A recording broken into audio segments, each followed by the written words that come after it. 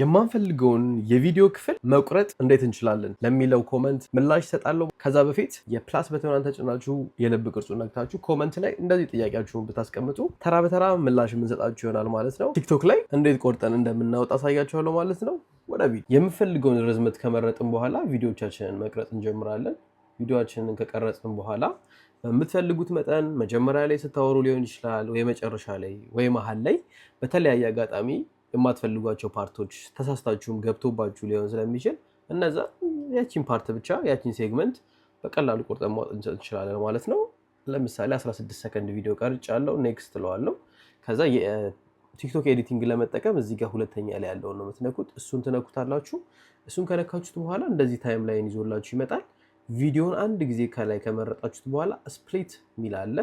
ስፕሊት የሚለውን ትነኩትና ከዚህ እዚች ፓርት ድረስ ያለችዋን ማትፈልጓት ከሆነ አንድ እዚህ ጋር ቆርጫለሁ፣ ድጋሚ እዚህ ጋር ነካና ስፕሊት እለዋለሁ። ከዛ በኋላ እዚህ ጋር መሀል ላይ በምታዩት መልኩ ተቆርጧል።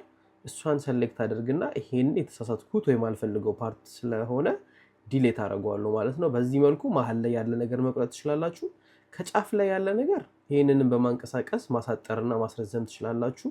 ከፈለጋችሁም ግን ጫፍ ላይ አንድ ጊዜ ብቻ ቪዲዮውን መምረጥ ስፕሊት አድርጋችሁ ከፊት ለፊት ያለችውን ፓርት ዲሌት ማድረግ ትችላላችሁ። ዘ ሴም ቲንግ ከጀርባም እንደዚሁ የምትፈልጓትን ፓርት አንድ ብቻ ቆርጣችሁ ማስወጣትና የምትፈልጉትን ብቻ እንዲቀር ማድረግ ትችላላችሁ ማለት ነው።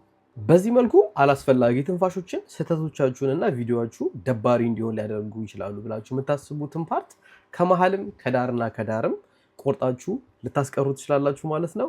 በእንደዚህ አይነት የኮመንት ሪፕሌይ ቪዲዮዎች ተመልሰን እስከምንገናኝ ከክሊክ ዩሳሚ ጋር መልካም ጊዜ